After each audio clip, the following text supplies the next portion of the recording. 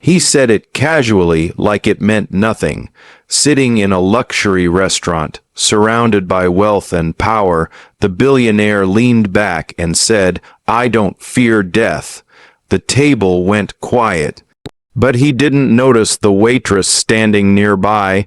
She wasn't impressed. She wasn't shocked, because she had buried someone she loved. To him, death was a theory. To her, it was a memory that never stopped hurting. When she finally spoke, her voice was calm, but her words carried the weight of loss, truth, and unfinished goodbyes. And in that moment, something incredible happened. The billionaire froze mid-sentence, mid-breath, because for the first time in his life, someone with nothing made him realize how little he truly understood about living. The sentence drifted through the air like a challenge thrown at fate itself, heavy and careless, spoken by a man who had everything yet sounded as if nothing truly mattered to him. In that quiet corner of an expensive restaurant, surrounded by polished glass and muted luxury, a billionaire declared that he did not fear death. The words were meant to impress, perhaps to prove strength, perhaps to mask something far deeper. But they landed in the ears of a young waitress who had learned fear, loss, and survival the hard way. What happened next was not loud or dramatic. There was no raised voice, no public scene. Yet in that single moment, time seemed to pause, and a man who believed nothing could shake him found himself frozen by a truth he was not prepared to face. If you believe in kindness, second chances, and the quiet power of ordinary people, take a moment right now to like this video, comment your thoughts, share it with someone who needs hope, and subscribe to the channel. Stories like this remind us that even the smallest voice can change a life. The restaurant was known for its elegance, but behind the soft lighting and classical music was a world of pressure and exhaustion for those who served. For the waitress, this job was not about passion or dreams. It was about survival. Each shift meant sore feet, forced smiles, and the constant math of tips versus rent. Her life was a careful balancing act, held together by routine and a stubborn refusal to give up. She carried grief quietly, the kind that does not scream but settles deep in the chest, heavy and constant. Years earlier, death had not been an abstract concept to her. It had arrived uninvited, taken someone she loved, and left behind a silence that never truly faded. The billionaire, on the other hand, lived in a world cushioned by wealth and control. His name carried weight in boardrooms and headlines. People listened when he spoke, nodded when he joked, and rarely challenged him. Power had insulated him from most consequences, and money had softened the sharp edges of life. He had faced risks, yes, but always with safety nets. Even his tragedies had been processed in private hospitals and quiet offices, far from the rawness most people knew. When he spoke about death, it was theoretical, distant, something that happened to others or someday far in the future. As the waitress approached his table to refill glasses and clear plates, she overheard the remark. The billionaire was leaning back, confident, relaxed, speaking as if death were merely another business challenge to be managed. He did not fear it, he said, because he had lived fully, achieved everything worth achieving. The words might have passed unnoticed, if not for the way they brushed against the waitress's own memories. Her hands paused for a fraction of a second, her breath caught, not because she was offended, but because the statement revealed a blindness she recognized all too well. She had once known someone who spoke like that, someone young and fearless, convinced that life would always offer another tomorrow. That person never got the chance to grow old, to reflect, to regret. Death had not asked whether they were ready. It had simply arrived. For the waitress, fear was not weakness, it was awareness. Fear meant understanding what could be lost, who would be left behind, and how fragile everything truly was. The challenges in her life had shaped her quietly. She had learned resilience not from motivational speeches, but from early mornings, unpaid bills, and nights spent worrying about the future. There were days when exhaustion blurred her vision and nights when loneliness felt unbearable. Yet she showed up again and again because responsibility does not wait for healing.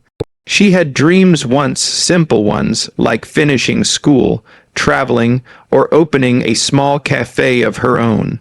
Those dreams had been postponed indefinitely, packed away like fragile items she was afraid to unpack. Something inside her shifted as she stood there, listening to a man speak of death without fear. It was not anger, but a deep sadness mixed with clarity. Without planning it, without rehearsing, she responded. Her words were calm, steady, and carried no judgment. She spoke from experience, not philosophy. She expressed that fearing death was not about being afraid to stop existing, but about understanding the value of every unfinished moment, every person who would grieve, every word left unsaid. She explained that those who say they do not fear death often have not yet lost something that mattered more than themselves. The effect was immediate and profound. The billionaire stopped mid-thought, his expression shifting from casual confidence to something far more vulnerable. He had not expected to be challenged, especially not by someone in an apron whose name he did not know. For the first time in a long while, he felt exposed. Her response bypassed his wealth, his status, his carefully constructed identity, and spoke directly to the part of him that remembered being human before success hardened him. Memories surfaced uninvited. Late nights at the office while relationships withered, phone calls he ignored, a family member whose funeral he attended only briefly because a deal could not wait. Achievements suddenly felt hollow against the idea of finality. He realized that his lack of fear did not come from wisdom, but from avoidance. He had been too busy conquering life to truly feel it. The waitress continued her shift, unaware of the storm she had stirred. To her, it was simply honesty, a reflex born of pain and perspective. She did not linger or seek validation. She moved on to the next table, the next task, carrying her own burdens as she always did. Yet the energy in the room had changed. The billionaire sat in silence, no longer interested in conversation. His food grew cold as he stared at nothing, replaying her words again and again. In the days that followed, he could not shake the encounter. Meetings blurred together, numbers lost their meaning. For the first time, he felt a quiet fear, not of death itself, but of having lived incorrectly. He began to notice the absence of genuine connection in his life, the emptiness behind constant achievement. Her words had cracked something open, and through that crack poured regret, longing, and a desire for change.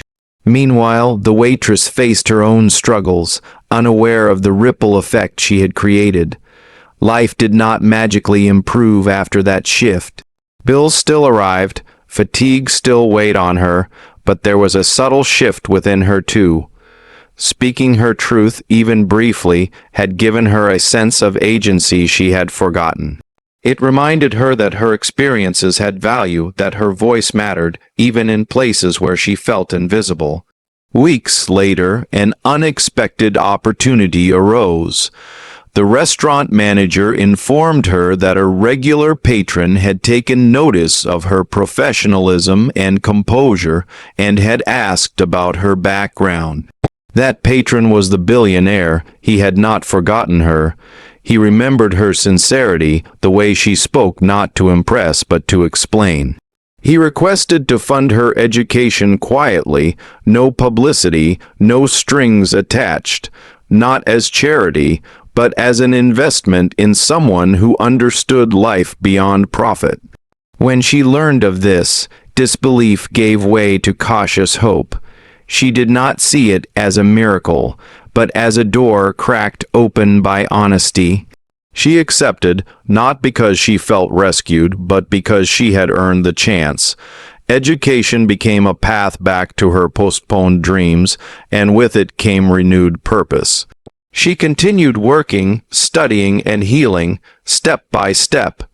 The billionaire, for his part, began making changes no press release announced. He reconnected with estranged family members, reduced his workload, and started supporting causes that focused on human connection rather than legacy building. He learned to sit with discomfort, to listen, and to feel. Fear no longer seemed like an enemy, but a guide reminding him of what mattered. As this story draws